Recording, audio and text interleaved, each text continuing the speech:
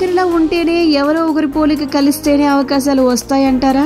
Mobile masala వారి film Nagari కబుర్లలోకి వెళ్ళిపోతాం. తాప్సీ గారు అందరి మనసులు దోచేసినటువంటి యాక్ట్రెస్. జుమ్మంది నాదం సినిమాతో తెరంగేట్రం చేసి అందం అభినయంతో తెలుగు ప్రేక్షకుల మనసులు దోచుకుంది. ఒకానొక సమయంలో టాలీవుడ్ లో వరుస అవకాశాలు, తర్వాత కొంచెం దూరం అయ్యారు. ఇప్పుడు హిందీ సినిమాల్లోనే నటిస్తున్నారు. అక్కడ అన్ని అవకాశాలు రావడానికి గల కారణం ఏమిటి అంటే, రీసెంట్ గా ఒక ఇంటర్వ్యూలో మాట్లాడుతూ, నేను ప్రీతి జింటా కు న్యూ వర్జన్ లా అనిపిస్తాను అని చాలా మంది భావిస్తారు. ఈ కారణంగానే నాకు బాలీవుడ్ లో ఛాన్సులు అవి వస్తున్నాయి. ఆమె ఎంత పాజిటివ్ ఎనర్జీతో ఉంటారో నాకు తెలుసు. అందరికీ తెలిసిన విషయం అది. ప్రత్యక్షంగానైనా పరోక్షంగానైనా హిందీ ఇండస్ట్రీలో ఉండటానికి కారణమైనటువంటి ప్రీతికి నేను ఎప్పుడు అపకీర్తి తీసుకురాను. ఆమెలాగే ప్రేక్షకులను అలరించేందుకు ఎప్పుడు కష్టపడుతూనే ఉంటాను. ఇంజనీరింగ్ చదివే టైంలో తనకు టాలీవుడ్, కాలీవుడ్ నుంచి ఆఫర్లు వచ్చాయని తెలిసింది. తెలుగులో తాప్సీ నటించిన సినిమా మిషన్ ఇంపాసిబుల్ లాస్ట్ కదా. ఇక మళ్ళీ ఏమైనా సినిమాలు చేస్తే బాగుండు అని చెప్పి అభిమానులు కూడా కోరుకుంటున్నారు. అప్పుడప్పుడు ఇంటర్వ్యూస్ లో ఇలాంటి ఇంట్రెస్టింగ్ విషయాలు అందరితో పంచుకుంటూ ఉంటారు తాప్సీ.